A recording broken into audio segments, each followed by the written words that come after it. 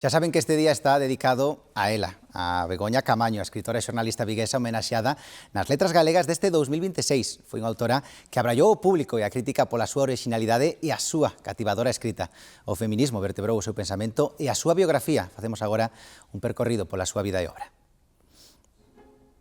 No barrio vigués do Calvario nacía en 1964 Begoña Camaño. Ali criouse cos seus tres irmáns, os seus pais e a súa avoa, entre xogos e lecturas que xa despertaban na súa imaginación desbordante.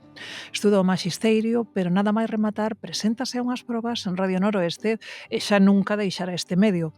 Eran os anos 80, en un Vigo convulso social e culturalmente, Begoña exerce o xornalismo a pé de rúa. Primeiro en Radio Popular e logo na delegación da Radio Galega en Vigo, sempre consciente da responsabilidade social do seu traballo.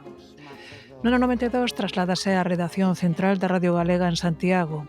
Defensora dos medios públicos, foi sindicalista e presidente do Comité Intercentros varios anos.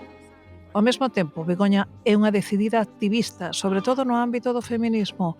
Participa na creación da Asociación de Mulleres Galegas na Comunicación e na Marcha Mundial das Mulleres, entre outras iniciativas. O feminismo vertebra o seu pensamento, a súa biografía e tamén a súa obra. Con 45 anos, publica o seu primeiro libro no ano 2009, Circe ou O pracer do azul, revisión dos mitos gregos, recuperación das figuras femininas agochadas na historia. Algo que tamén comparte a súa segunda obra, Morgana en Esmelle, unha nova lectura da materia de Bretaña. A publicación desta obra coincide co diagnóstico do cancro